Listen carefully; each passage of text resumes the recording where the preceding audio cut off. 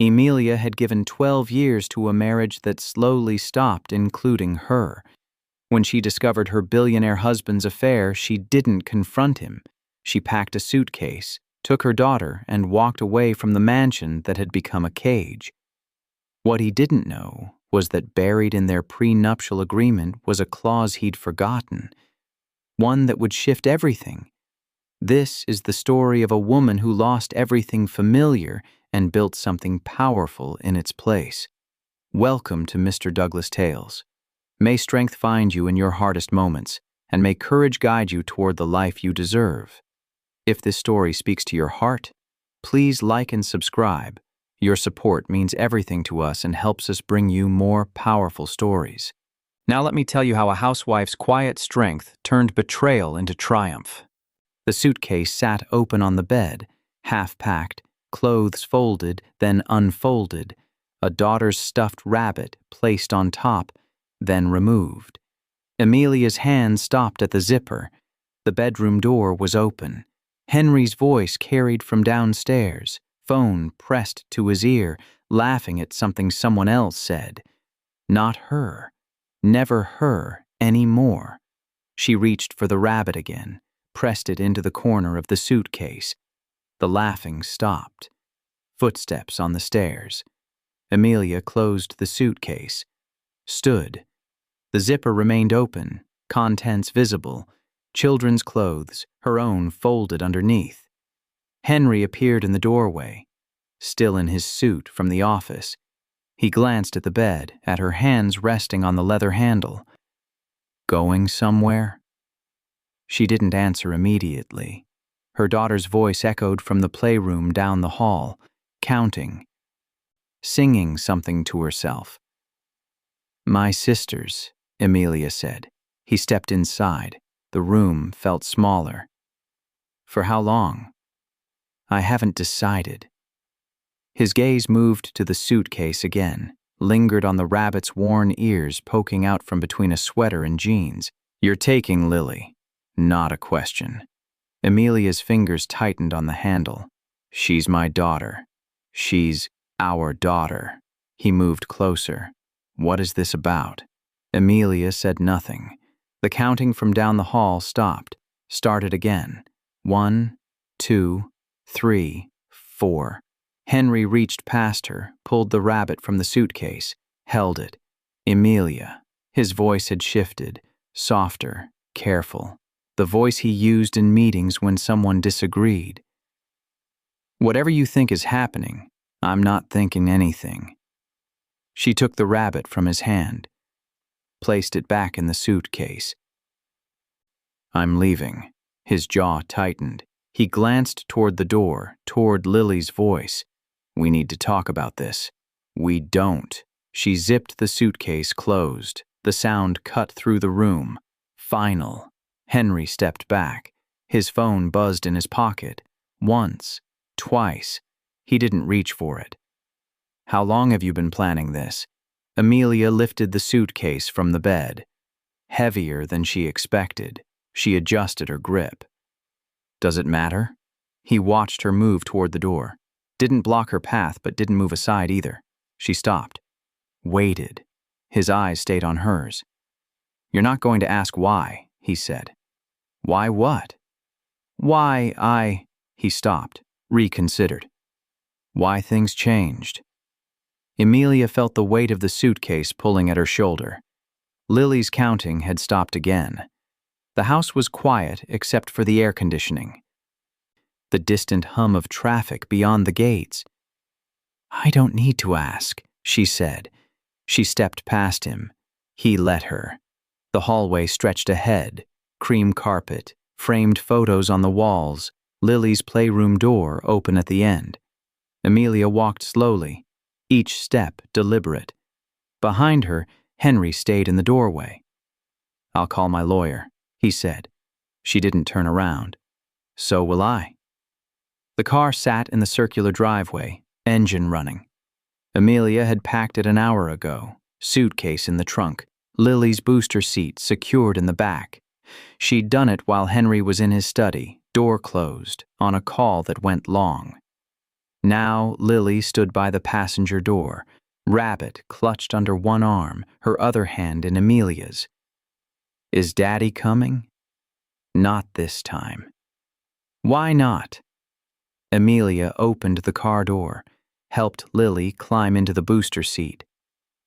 The buckle clicked into place. We're visiting Aunt Sarah. For how long? Emelia smoothed her daughter's hair back. Lily's eyes, Henry's eyes, that same dark brown, searched her face. I'm not sure yet. Is Daddy mad? The question hung between them. Emelia pulled the seatbelt tight, checked it twice. No, sweetheart, he's not mad. She closed the door, walked around to the driver's side. The house rose behind her, all glass and stone, security lights already flickering on as dusk settled.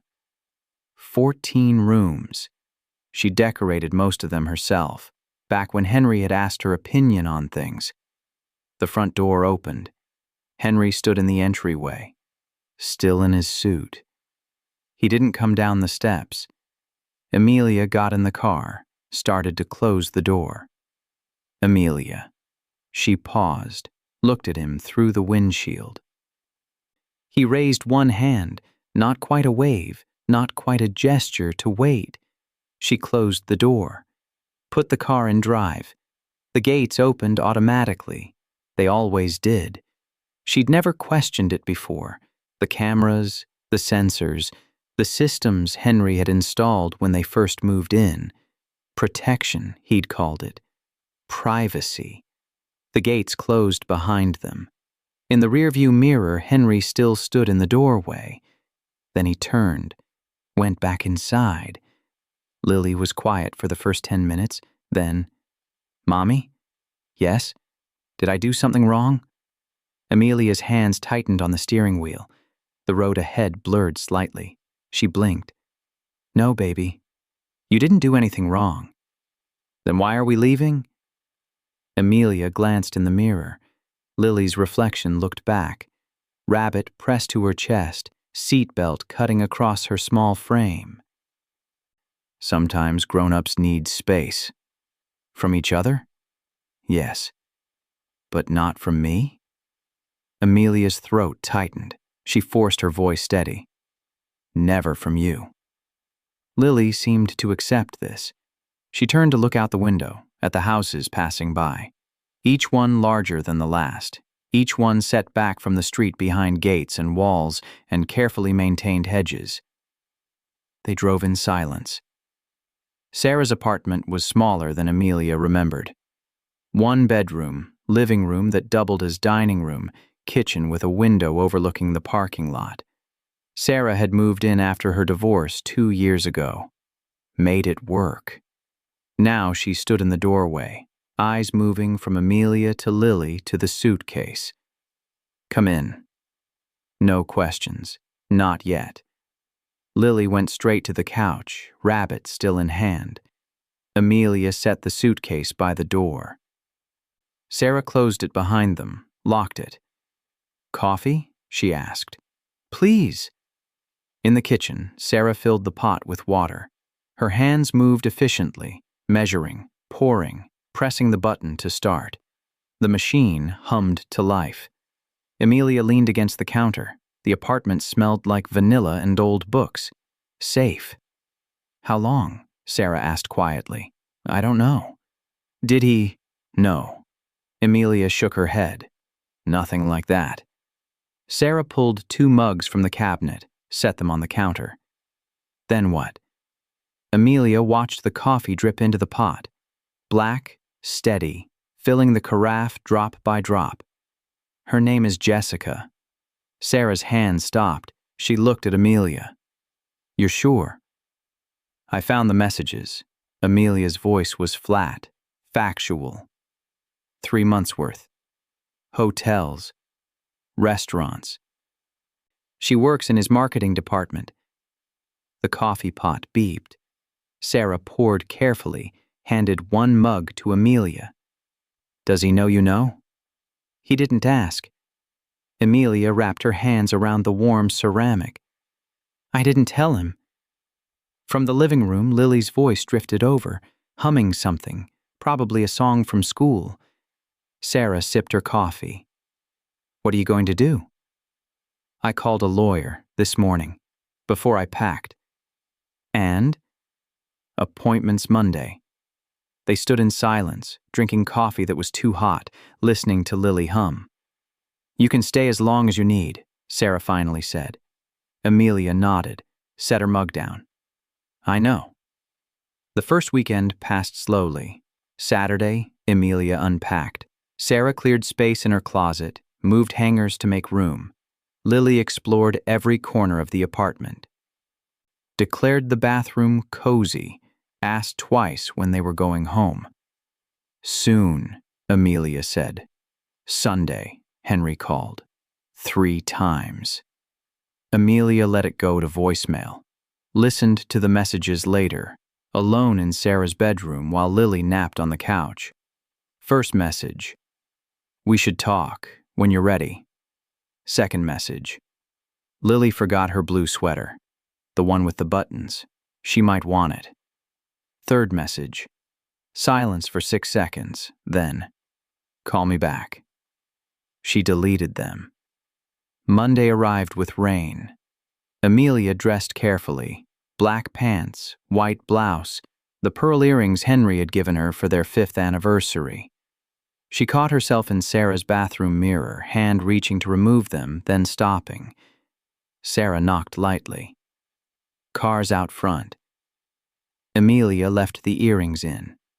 The law office was downtown, 12th floor. Emelia gave her name to the receptionist, sat in a chair by the window. The rain streaked the glass, made the city below look softer than it was. Ms. Chen? The lawyer was younger than Emelia expected. 30s, maybe. Suit pressed, handshake firm. I'm Rebecca Marsh. Please come in. The office was small but organized. Bookshelves lined one wall, a desk with 2 chairs facing it dominated the space. Rebecca gestured to one. Emelia sat. Rebecca pulled a yellow legal pad from a drawer, clicked her pen. Tell me what brought you here. Emelia had rehearsed this. In the car ride over, in her head while Lily slept, in the shower that morning, but sitting here, facing Rebecca's patient, professional expression, the words felt heavier. My husband is having an affair. Rebecca wrote something down. Didn't look up. How long have you known? 2 weeks. And how long has it been going on? 3 months, at least. Rebecca nodded, kept writing. Children? 1. Daughter. 6 years old. Living arrangements currently. I'm staying with my sister. I left Friday. The pen paused. Rebecca looked up. Does your husband know where you are? I told him I was going to my sister's. Has he tried to contact you? 3 calls. I haven't answered. Rebecca made another note, then set the pen down, folded her hands on the desk. What is it you want, Ms. Chen? Emelia had expected this question, still felt unprepared for it. I want custody of my daughter. Full custody? Yes. Why? The question was direct, professional. Emelia met Rebecca's gaze. Because he values his career more than his family. Because I've been the one raising her. Because she stopped, started again. Because I need to know she's safe. Safe from what? From instability. From being shuffled around while he works 80-hour weeks and maintains relationships on the side. Rebecca picked up her pen again. Does he have a history of infidelity? I don't know. Does he have a history of neglect? Abuse? Anything that would make him an unfit parent? No. Does he spend time with your daughter? Emelia's hands tightened in her lap. When he's home? How often is that? Weekends, sometimes. Rebecca leaned back in her chair. The rain continued outside, softer now. Miss Chen, I want to be honest with you. Full custody is difficult to obtain unless there's evidence of unfitness, abuse, neglect, substance issues, criminal activity. An affair, while grounds for divorce, doesn't typically impact custody decisions unless it directly affects the child. Emelia felt something cold settle in her chest. So he gets to cheat and I get to share custody. Unless we can demonstrate a pattern that affects your daughter's well-being, yes. Most likely scenario is joint custody with a parenting plan. I don't want a parenting plan. I want my daughter with me. Rebecca's expression didn't change. I understand, but we need to build a case. Document everything. His work schedule, time spent with your daughter, any instances where his choices have impacted her care or safety. The affair itself isn't enough. Emelia looked out the window. The city stretched below, gray and wet and indifferent. How long will this take? Depends on whether he contests it. If he agrees to terms, a few months. If he fights, Rebecca paused, could be a year, maybe more. And in the meantime, you maintain temporary arrangements. Keep your daughter's routine as stable as possible. Document everything. Emelia nodded slowly. The earrings felt heavy. What about assets? Rebecca pulled out another form. California is a community property state. Assets acquired during the marriage are split 50-50 unless there's a prenuptial agreement. Is there? Emelia's stomach dropped. Yes, Rebecca's pen stilled. What does it say? I don't remember. I signed it before we got married. I didn't... Emelia stopped. I didn't read it carefully. I'll need a copy. It's at the house. Can you get it? Emelia thought of Henry, of the house, of walking back through that door. I can try. Rebecca made a note, looked up. Ms. Chen. Prenuptial agreements can be challenged, but it depends on the terms and how they were executed. If you signed under duress or without proper legal counsel, or if the terms are unconscionable, we have options. But I need to see it first. Emelia felt the walls of the small office pressing in. She'd signed that agreement in Henry's lawyer's office 2 weeks before the wedding. He'd called it a formality. Protection for both of them.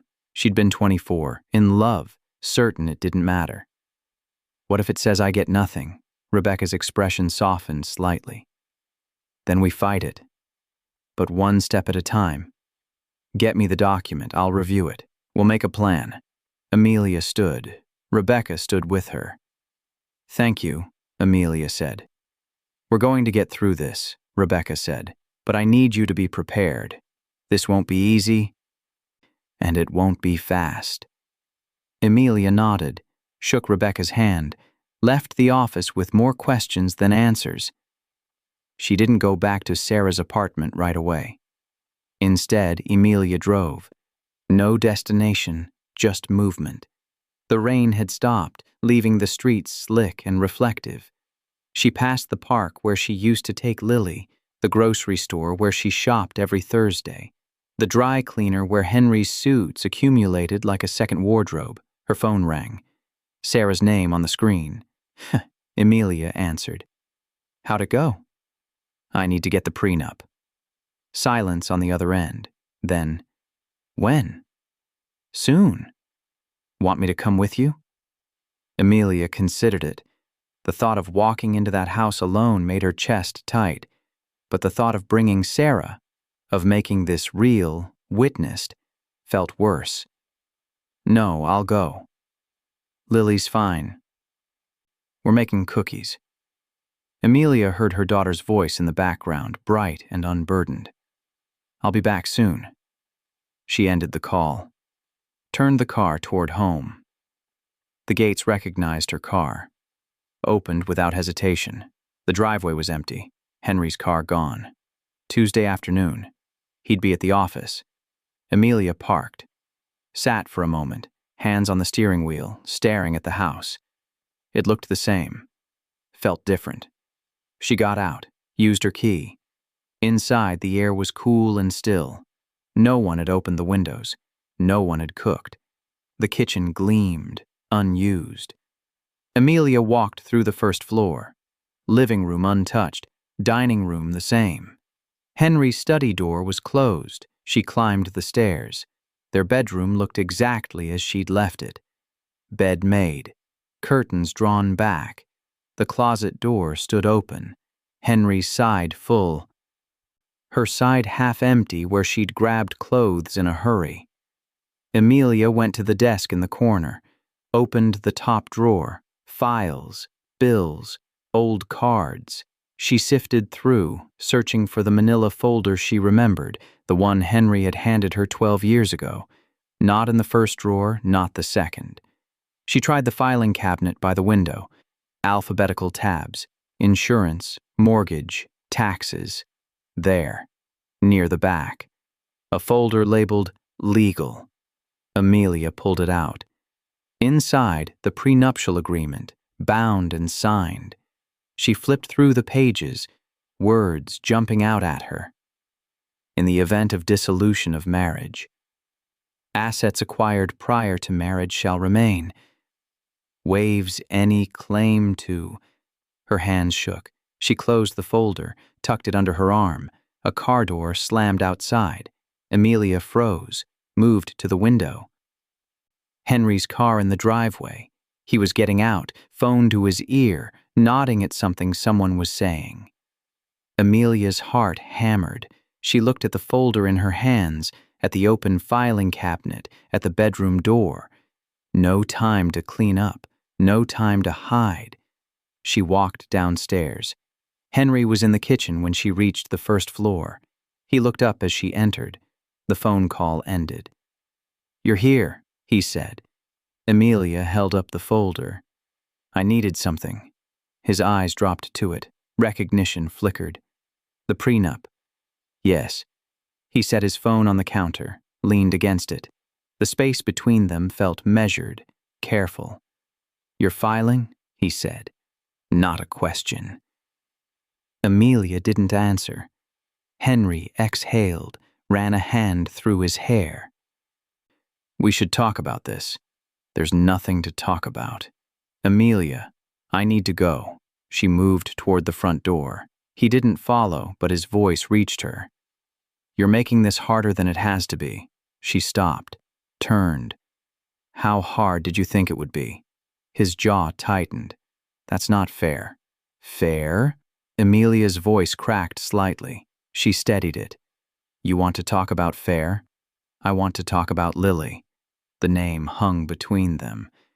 Emelia's grip on the folder tightened. "What about her?" "She needs both of us." "She has both of us." "Does she?"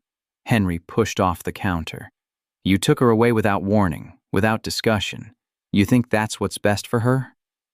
Emelia's chest burned. "I think what's best for her is stability. Honesty. A parent who shows up. I show up. When? Between meetings? Between business trips? Between—" She stopped herself.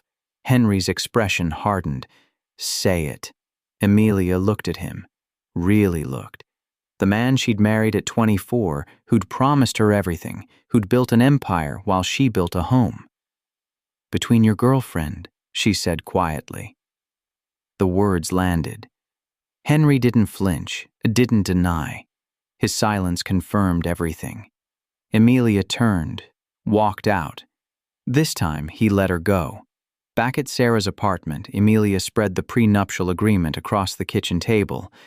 Sarah sat across from her, reading. Her expression grew darker with each page. "Jesus, Emelia." "I know. Did you have a lawyer review this before you signed?" "Henry said I could. I didn't." Sarah flipped another page. "It says here you waive all rights to business assets. Property acquired before marriage and any earnings from his company." "What about community property?" Sarah kept reading. "There's a clause here. If the marriage lasts less than 10 years, you receive a lump sum of $200,000. If it lasts longer, the amount increases based on a sliding scale. How much? Sarah found the section. At 12 years, she paused. 500,000. Emelia felt numb. 12 years of marriage. 12 years of running the household, raising their daughter, managing every detail of their life outside the office. $500,000. Henry's company was worth somewhere around $80 million. The house alone was valued at $4 million. Is that even legal? Emelia asked. Unfortunately, probably yes. Unless we can prove duress or lack of proper disclosure. Sarah closed the document. But even then, it's an uphill battle. Emelia stared at the papers. All those signatures, her own handwriting, younger, rounder, optimistic. What do I do? Sarah reached across the table, took Emelia's hand. You fight. You document everything Rebecca said to document. You get full custody, and you make sure Lily's taken care of. With $500,000. It's not nothing. It's not fair. Sarah squeezed her hand. No, it's not. From the living room, Lily called out, Mommy, can we watch a movie? Emelia pulled herself together, stood. Of course, sweetheart. She left the prenup on the table, went to sit with her daughter. The next 2 weeks fell into a rhythm. Mornings, Emelia took Lily to school, the same school as before, the same routine. Lily seemed to adjust, asked fewer questions about when they were going home. Afternoons, Emelia documented. She made lists. Every time Henry had missed a recital, every canceled dinner, every business trip that extended past its original dates, she pulled up old calendars, old emails, built a timeline of absence. Evenings, Sarah cooked dinner. They ate together, the three of them, and Emelia felt something like normalcy settling in. Smaller, simpler, but real. Henry called twice more. Emelia answered the second time. I want to see Lily, he said. When? This weekend. Emelia looked at her daughter, coloring at the kitchen table, tongue poking out in concentration. Saturday, Emelia said. You can pick her up at 10, have her back by 6. That's only 8 hours. It's what I'm comfortable with. Silence. Then, fine. Saturday came. Henry arrived at exactly 10 o'clock. He knocked instead of using his key, a courtesy Emelia hadn't expected. Lily ran to the door when she heard him. Emelia held back, watched her daughter leap into Henry's arms. Daddy! Hey, princess. He held her tight, eyes closed. When he opened them, they found Emelia's. 6 o'clock, she said. He nodded. Lily grabbed her jacket. Henry set her down, and she ran back to hug Emelia. Bye, Mommy. Have fun, sweetheart. They left. The apartment felt too quiet. Sarah emerged from her bedroom. You okay? I don't know. Want to do something? Get lunch. See a movie? Emelia shook her head. I'm going to clean. She spent the next 4 hours scrubbing Sarah's apartment until it gleamed. Baseboards, windows, the grout between kitchen tiles. Physical work that required nothing but movement. At 5:30, her phone rang. Henry. We're running a little late, he said. Background noise, arcade sounds, children laughing. Lily's having fun. Can we push to 7? Emelia's jaw tightened. 6 o'clock was the agreement. It's 1 hour, Emelia. 6 o'clock. She hung up. At 6:15, Henry's car pulled into the parking lot. Emelia was waiting outside, arms crossed. Henry got out, helped Lily from the back seat. She was chattering about laser tag, about winning, about how Daddy let her pick the restaurant. Say goodbye to Daddy, Emelia said. Lily hugged him, ran to Emelia. Henry straightened, met Emelia's eyes. It was 1 hour. And you agreed to 6. She was having fun. She'll have fun next weekend, too. If you can follow the schedule. His expression hardened. You're using her to punish me. Emelia's hands found Lily's shoulders, gentle, protective. I'm protecting her from unreliability. I'm her father. Then act like it. She turned, guided Lily inside, didn't look back. Rebecca called on Monday. I reviewed the prenup. It's solid, legally speaking, but I found something.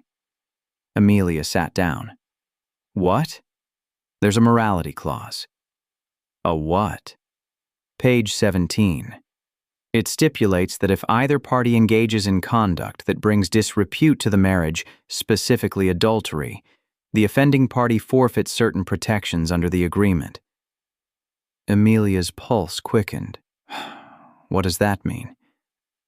It means if we can prove the affair, we can challenge the asset distribution. Not completely. The prenup still stands on most points. But we can argue for increased support, possibly a larger settlement. How much larger? Hard to say. Depends on the judge. But it's leverage. Emelia felt something shift. Small, but there. What do we need to prove it?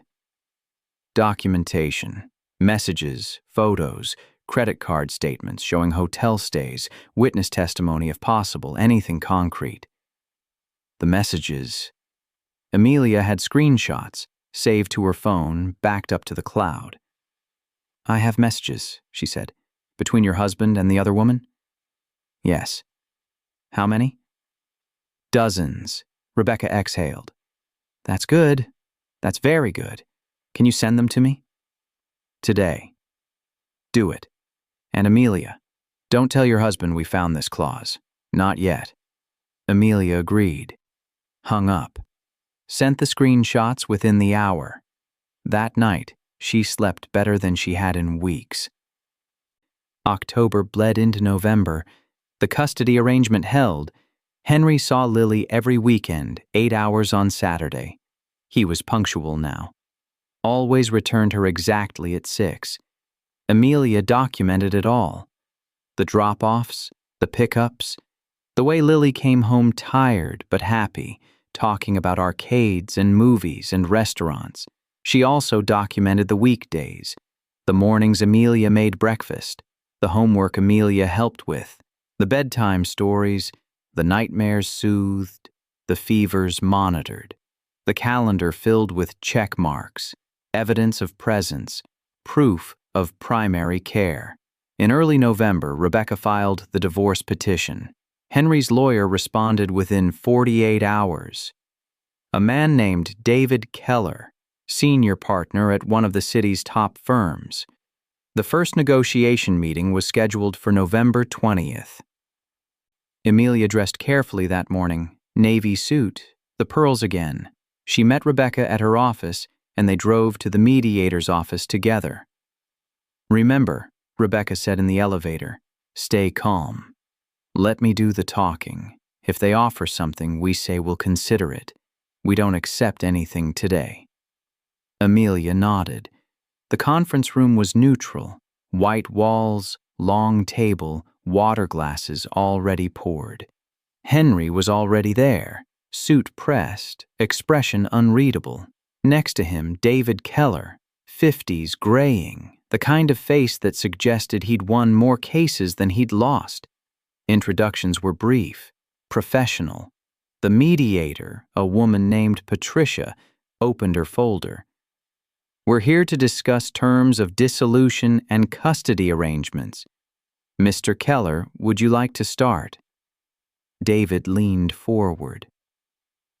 My client is willing to agree to joint custody with a 60-40 split, Mr. Chen taking 60% of the time. Emelia's chest tightened. Rebecca's hand touched her arm lightly. Don't react. On what grounds? Rebecca asked. Mr. Chen has greater financial stability and resources to provide for the child's needs. He's willing to maintain the family home for consistency in the child's environment. Ms. Chen has been the primary caregiver for 6 years, Rebecca countered. She has documented proof of daily care, school involvement, medical appointments, and consistent presence. A 60-40 split in favor of Mr. Chen contradicts the child's established routine. David smiled slightly. My client is willing to adjust his work schedule to accommodate increased parenting time. Willing to, or has already done so. The smile faded. He's prepared to make necessary changes. Patricia made notes, looked up. What is Ms. Chen's position on custody? Rebecca straightened. Ms. Chen seeks primary physical custody with reasonable visitation for Mr. Chen. She's open to joint legal custody but believes the child's stability is best served by maintaining the primary residence with her. Based on what? David asked. Based on 6 years of documentation. Based on Mr. Chen's work schedule, which regularly exceeds 60 hours per week. Based on the child's current thriving in Ms. Chen's care. Henry shifted in his seat, leaned toward David, whispered something. David nodded, looked at Rebecca. My client is also prepared to discuss financial arrangements. The prenuptial agreement stipulates. We're aware of what the prenuptial agreement stipulates, Rebecca interrupted.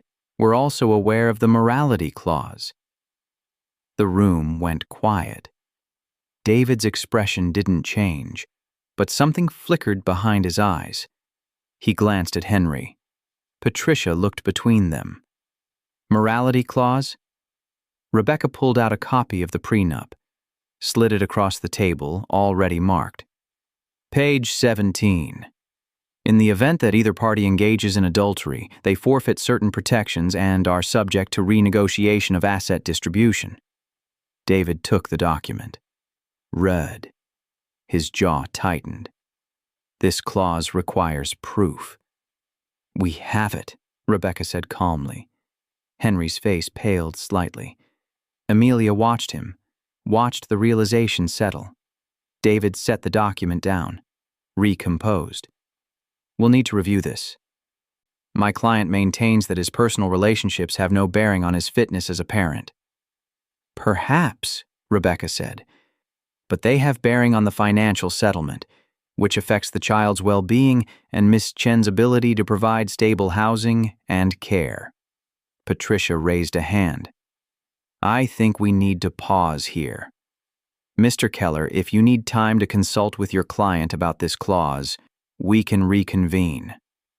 David looked at Henry. Henry's expression was stone. We'd like to caucus, David said. Patricia nodded. 20 minutes. Rebecca and Emelia stepped into the hallway. As soon as the door closed, Rebecca turned to her. That went better than expected. How? They didn't know we'd found the clause. They're scrambling. Rebecca checked her watch. They'll come back with a better offer. Emelia leaned against the wall. Her legs felt unsteady. What if they don't? Then we go to court. But Emelia, they will. David Keller doesn't like surprises, and he definitely doesn't like losing. He'll push Henry to settle. 20 minutes later, they reconvened. David's expression was controlled, but Henry looked tense. My client is willing to revise his position, David said. He proposes a 50-50 custody split, alternating weeks. Regarding the financial settlement, he's prepared to offer $800,000, paid over 4 years, in addition to child support. Emelia's heart hammered. $800,000, more than the prenup stipulated. Rebecca didn't miss a beat. We'll need to consider that. What about the house? The house remains Mr. Chen's property, as outlined in the prenup. Ms. Chen maintained that house for 12 years. She's entitled to consideration for her contributions. David shook his head. The prenup is clear. The morality clause supersedes standard distribution, Rebecca cut in. And we have 3 months of documented adultery. Hotels charged to Mr. Chen's corporate card, emails, messages. We can make this public in court, or we can negotiate fairly now." Silence. Henry looked at Emelia across the table. She held his gaze. "1 million, Rebecca said. Lump sum, plus primary custody with Mr. Chen receiving weekend visitation and alternating holidays. That's our counteroffer." David started to speak. Henry put a hand on his arm. "Can we have a moment?" Henry asked. Patricia nodded. This time, Henry and David stepped out. Emelia sat still. Rebecca's hand covered hers briefly. "Breathe," Rebecca whispered. 5 minutes passed. 10. The door opened. Henry and David returned. Sat. Henry spoke directly to Emelia. "I'll agree to the custody arrangement. Primary with you, weekends with me. Alternating holidays." Relief flooded through her. "And the settlement?" Rebecca asked. David answered. 900,000, lump sum, final offer. Rebecca looked at Emelia, questioning. Emelia thought of Lily, of the apartment with Sarah, of starting over. "Agreed," she said. Patricia made notes. "We'll draft the terms and reconvene to sign. Assuming both parties agree to these conditions." "We do," Henry said. Emelia nodded. Patricia closed her folder. "Then we're adjourned." The paperwork took 3 weeks to finalize. In that time, Emelia found an apartment. 2 bedrooms near Lily's school, hardwood floors, a balcony overlooking a small park. Not as big as the house, not as grand. Perfect. She signed the lease the day the divorce settlement cleared. $900,000 in her account. She paid 6 months' rent up front, bought furniture, enrolled Lily in an art class she'd been asking about for months. Henry came by the new apartment once to see where Lily would be living. He walked through slowly, hands in his pockets, eyes taking in the space. "It's nice," he said finally. Emelia stood by the door. "It's ours." He looked at her. Something passed between them. Not reconciliation, not forgiveness. Acknowledgement, maybe. "I'm sorry," he said, "for what it's worth." Emelia considered this. The apology she'd never asked for, coming now, when everything was already done. "It's worth something," she said. "Just not enough." He nodded. Understood. At the door, he paused. "I want to do better. For Lily." "Then do it." He left. December arrived cold and bright. Emelia decorated the new apartment with Lily, a small tree in the corner, lights strung across the balcony, ornaments they picked out together at the store. Henry took Lily for Christmas Eve, brought her back Christmas morning with presents and stories about ice skating. Emelia made hot chocolate. They opened more presents, built a blanket fort. In the afternoon, after Lily fell asleep mid-movie, Emelia sat on the balcony. The park below was quiet, empty except for a couple walking a dog. Her phone buzzed, a text from Sarah. "How's the first Christmas?" Emelia typed back, "Perfect." And it was, small, different, theirs. She thought about the house she'd left behind, the gates, the cameras, the rooms she'd decorated for a life that had slowly stopped including her. She thought about Henry in that big house. Alone, probably. Or maybe not alone. It didn't matter anymore. Lily stirred inside, called out sleepily, "Mommy?" Emelia stood, went back in. "I'm here, baby." Lily blinked up at her from the couch, half covered in blankets, rabbit clutched close. "Are you happy here?" she asked. Emelia sat beside her, smoothed her hair back. "Yes." "Are you?" Lily thought about it, nodded. "Yeah, it feels like home." Emelia's throat tightened. She kissed her daughter's forehead. "It is home." January came with rain. Emelia enrolled in a certification program, event planning, something she'd been interested in before she'd gotten married. The classes were twice a week, evenings. Sarah watched Lily.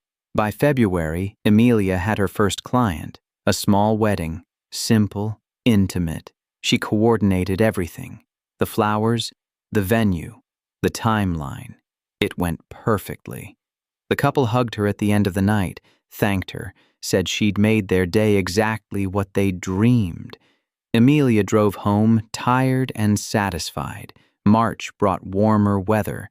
Lily turned 7. Emelia threw her a party at the park. 10 kids, pizza, a bounce house.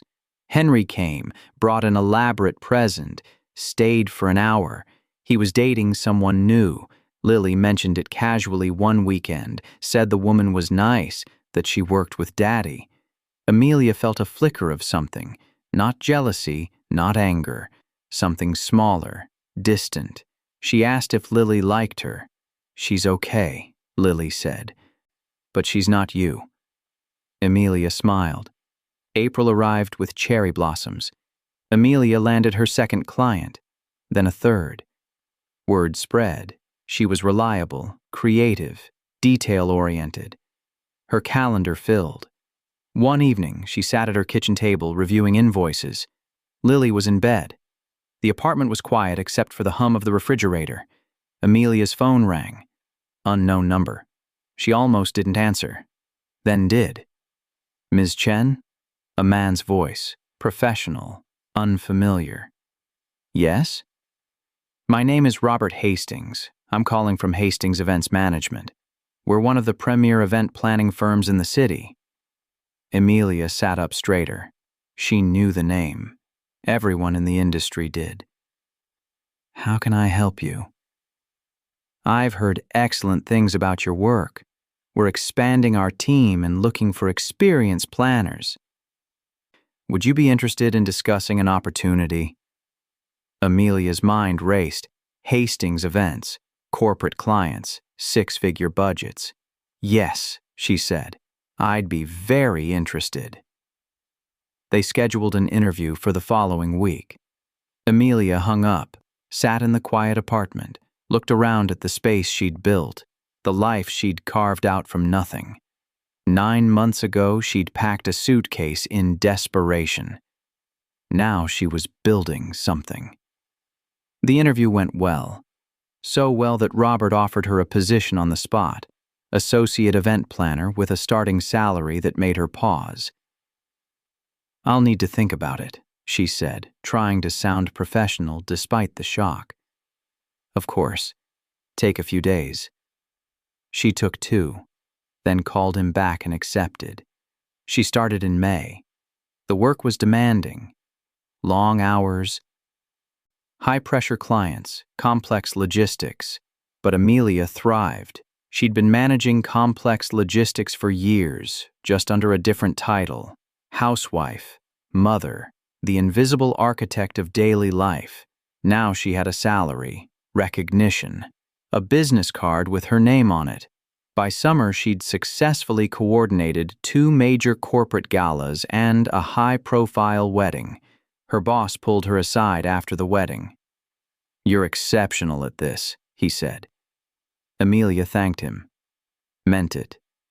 She picked Lily up from Sarah's that night, later than planned, exhausted, but elated. "How was work?" Sarah asked. "Good. Really good," Sarah smiled. "You look different." "Different how?" "I don't know. Lighter." Emelia thought about that on the drive home. Lighter. Maybe. Or maybe just more herself. Summer turned to fall. The custody arrangement held steady. Henry took Lily every other weekend now, plus Wednesday dinners. He'd scaled back at work, not dramatically, but noticeably. Actually showed up to Lily's soccer games, remembered school events. He was dating the woman from his office seriously now, Jessica. Emelia had met her once, briefly, during a pickup. She seemed nice enough, younger than Emelia, smiled a lot. Emelia felt nothing about it. In October, Emelia got a promotion, senior event planner, her own team, a raise that made her account balance look surreal. She moved again, a bigger apartment in a better neighborhood, 3 bedrooms. Lily picked out the paint for hers. pale purple with silver stars. Emelia took the third bedroom as an office. Desk by the window, shelves for binders and samples. One evening in November, a year almost to the day since the mediation, Emelia sat at that desk reviewing contracts. Her phone rang. Henry, she answered. Hey. Hey, listen, I wanted to give you a heads up. Jessica and I are getting married. Emelia paused, set down her pen. Congratulations. Thanks, it'll be small. February. I wanted to tell you before I told Lily. I appreciate that. Silence. Then Henry said, You doing okay? In general? Emelia looked around her office, at the contracts representing her work, at the calendar full of client meetings, at the framed photo of Lily on her desk, gap-toothed smile, eyes bright. Yeah, she said, I'm doing okay. Good, that's good. They hung up. Emelia sat for a moment, then went back to work. December came again. This year, Emelia hosted Christmas. Sarah came over. Lily invited 2 friends from school. They made cookies, watched movies, stayed up too late. Henry picked Lily up in the morning, brought her back that evening with more presents, more stories. When he left, Emelia closed the door and leaned against it. 2 years ago, she'd stood in a different house, packing a suitcase, hands shaking. Now she stood in her own apartment, surrounded by the life she'd built from those shaky first steps. Her phone buzzed. A client confirming details for a New Year's Eve gala. Emelia typed back a response. Professional. Efficient. Then she set the phone down and went to join Lily and Sarah in the living room, where the tree lights glowed and hot chocolate waited, and everything felt impossibly, perfectly normal. January arrived with possibility. Emelia turned 37. Lily made her a card, crayon hearts and glitter. Best Mom, written in careful letters. Emelia framed it, hung it in her office. She landed the biggest client of her career in February, a tech company's annual conference. 2,000 attendees, $1 million budget. The planning consumed her. Months of coordination, hundreds of moving parts. The event happened in June. It went flawlessly. Her boss shook her hand afterward, in front of the client, and said, You just made partner track. Emelia processed the words. Partner track. She called Sarah from the parking lot, voice shaking. They want to make me partner. Sarah screamed. Actually screamed. Then, We're celebrating. Tomorrow night. You, me, fancy restaurant, I'm buying. They went to the same restaurant where Emelia had met Henry on their first date 15 years ago. The coincidence struck Emelia as she walked in. She almost suggested somewhere else, then decided it didn't matter. The past didn't own these places anymore. Over wine and pasta, Sarah raised her glass. To my brilliant sister, who left with one suitcase and built an empire. Emelia laughed. It's hardly an empire. It's yours. That's what matters. They clinked glasses. On the way out, Emelia passed the table where she'd sat with Henry all those years ago. A young couple occupied it now, leaning close, laughing, optimistic.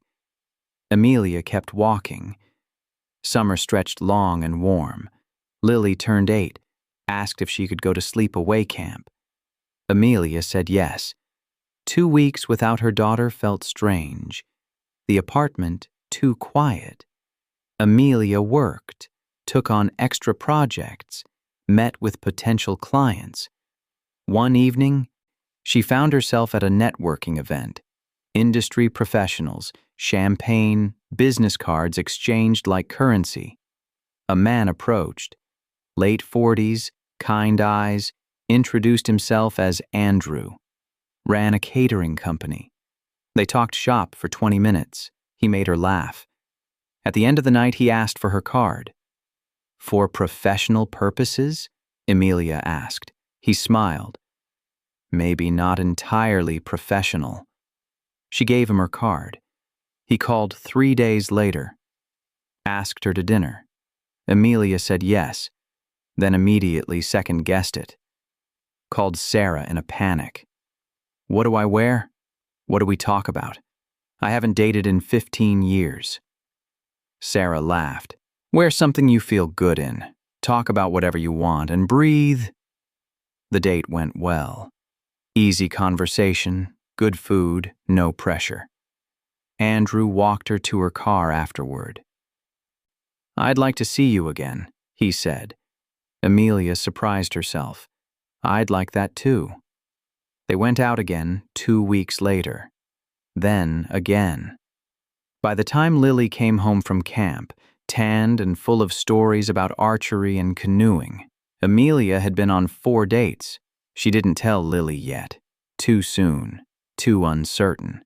But when Lily asked why she was smiling so much, Emelia just said, I'm happy. Lily accepted this. Good. You should be happy. Fall arrived with cooling air and changing leaves. Emelia made partner in October. Her name added to the letterhead. Her salary doubled. She bought a car, nothing extravagant but new, hers. Drove Lily to school in it, windows down, music playing. Henry noticed during pickup one weekend. New car? Yeah. He nodded, something like pride in his expression. Suits you. Emelia had been dating Andrew for 4 months when she introduced him to Lily. They met at the park. Casual, low pressure. Andrew brought a frisbee, played with Lily while Emelia watched from a bench. Afterward, Lily declared him pretty cool. Emelia exhaled. That night, Lily asked, Is Andrew your boyfriend? Emelia chose her words carefully. Would that be okay with you? Lily thought about it. Does he make you happy? Yes. Then it's okay. Simple as that. November brought Emelia's 3rd year since leaving. 3 years since she'd packed that suitcase, hands shaking, future uncertain. Now she sat in her own office, at her own desk, reviewing proposals for events she'd conceptualized and pitched herself. Her calendar was full. Her bank account stable. Her daughter thriving. Henry had remarried. Seemed content. He and Jessica had bought a house together, smaller than the old one she'd heard. He still saw Lily regularly, still showed up to things that mattered. They'd found a rhythm. Co-parents. Not friends, but not enemies either. Andrew had asked Emelia to meet his parents. She'd said yes. They were planning a trip together for Christmas. Andrew, Emelia, and Lily. Somewhere warm. A beach. Emelia had never been on a real vacation. Not one she'd planned for herself. Chosen for herself. She booked it without hesitation. December came with cold wind and early darkness. Emelia wrapped presents in her living room while Lily slept. Andrew was due to arrive soon. They were driving to his parents' house for dinner. Her phone buzzed. A text from Rebecca, who'd become something like a friend in the years since the divorce. Saw your promotion announcement. Congratulations. You've come so far. Emelia typed back, Thank you for everything. Rebecca. You did the hard part. I just filed papers. Emelia smiled, set her phone down. The doorbell rang. Andrew stood in the hallway, holding flowers. For you, he said. Emelia took them, kissed him briefly. Ready? He asked. She looked back at her apartment, at the tree in the corner, decorated with ornaments she and Lily had collected over 3 years. At the photos on the wall, Lily at the park, Lily at school, Lily and Emelia at the beach last summer. At the life she'd built. Yeah, she said. I'm ready. Spring came early the next year. Emelia turned 38. Lily was thriving in 3rd grade. Andrew had moved in 3 months ago, slowly, carefully, with Lily's input at every step. The apartment felt full in a good way. One Saturday morning, Emelia made pancakes while Andrew helped Lily with a school project at the kitchen table. Her phone rang. Unknown number. She answered, spatula still in hand. Ms. Chen, this is Catherine Wade from Wade & Associates. Emelia frowned. Wade & Associates, corporate law firm, top tier. Yes? I'm calling because we're organizing a major charity gala, our 20th anniversary event. We've heard exceptional things about your work and we'd like to hire you as lead planner. Emelia's heart rate picked up. Wade & Associates, the kind of client that changed careers. I'm interested. Can you tell me more about the scope? Catherine outlined it. 500 guests, Silicon Valley executives, political figures, celebrities, budget in 7 figures. When would you need an answer? Emelia asked. We're interviewing 3 firms. We'd need a decision by end of week. I'll have a proposal to you in 3 days. We look forward to it. Emelia hung up.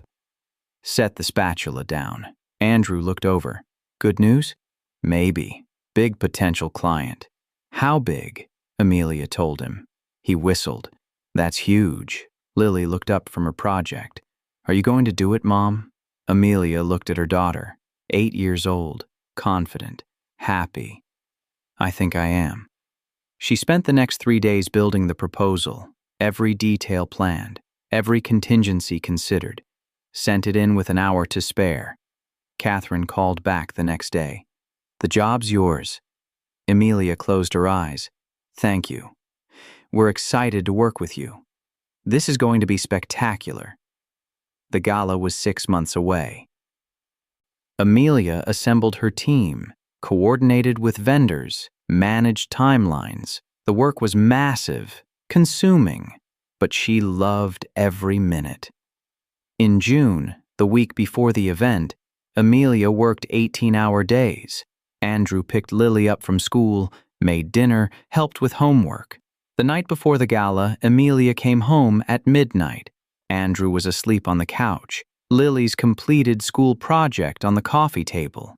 Emelia covered him with a blanket, kissed his forehead, went to check on Lily. Asleep, Rabbit clutched close. Emelia stood in the doorway, watching her daughter breathe. Easy. Safe. 4 years ago, she'd stood in a different doorway, packing that rabbit into a suitcase, uncertain of everything.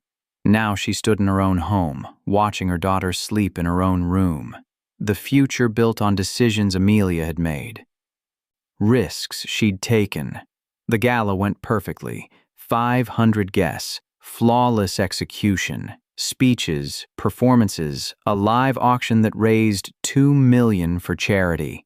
Catherine found Emelia at the end of the night. You're incredible, truly. We're already discussing next year. Emelia shook her hand. I'd be honored. She drove home as the sun rose, exhausted, triumphant. Andrew and Lily were making breakfast when she walked in. Lily ran to her. How was it? Perfect. Did people like it? They loved it. Lily hugged her tight. I knew they would. Emelia held her daughter, looked at Andrew over her head. He smiled. This was the life she'd walked away to find. Summer passed in a blur of events and planning. Fall brought new opportunities. Emelia hired 2 more planners for her team. Expanded services. In November, her boss retired, offered Emelia the chance to buy him out. She called her accountant, reviewed the numbers, called him back and said yes. By December, Emelia owned 40% of the company. Her name on the door, her vision shaping the future. Henry congratulated her when he heard. Genuine. Proud even. You've done amazing, he said during a pickup. Really? Emelia smiled. Thanks. Jessica waved from the car. Emelia waved back. They'd all moved forward. Different directions, different lives, but Lily remained the center, loved and secure. 5 years after she'd left, Emelia sat in her office, actually hers now, After buying out her former boss completely, the company had doubled in size, her reputation solid, her calendar full for the next year. Lily was in middle school, confident, artistic, kind. Andrew had proposed last month, simple, honest. At the park where they'd first met with Lily, Emelia had said yes. They were planning a small wedding, just family and close friends. Lily was going to be the maid of honor. Emelia looked at the ring on her finger. Modest, beautiful, chosen together. Her phone buzzed, a client, then another.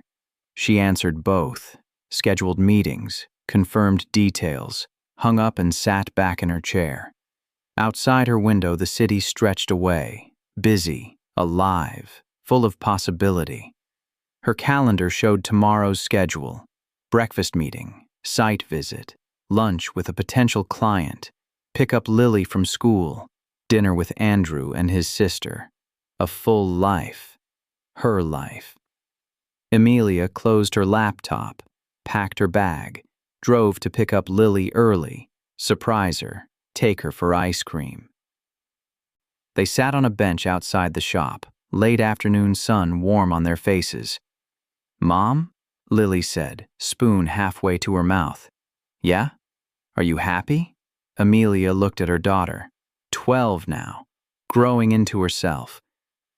"Yes, baby, I'm very happy," Lily smiled. "Good. Me too." They finished their ice cream in comfortable silence, drove home to the house Emelia had bought last year, actual house with a yard and 3 bedrooms and a kitchen where she cooked real meals. Andrew was already there starting dinner. Emelia kissed him, set her bag down, helped Lily with homework at the kitchen table while Andrew chopped vegetables. After dinner, they watched a movie, the 3 of them on the couch. Lily fell asleep against Emelia's shoulder. Andrew carried her to bed. Emelia stayed on the couch, looking around the living room. At the photos on the walls, at the life reflected in every corner, she thought about that suitcase, that first terrified night at Sarah's apartment, the uncertainty that had followed her like a shadow. All of it had led here, to this moment, this life, this peace. Emelia's phone buzzed one more time, a text from Sarah. "Dinner next week? Want to hear all the wedding plans?" Emelia smiled, typed back, "Absolutely." She set the phone aside, stood, went to join Andrew in the kitchen where he was finishing the dishes. He handed her a towel. She dried while he washed. Outside, the evening darkened. Inside, everything glowed warm. If you enjoyed this story, subscribe to Mr. Douglas Tales, where powerful stories unfold one moment at a time.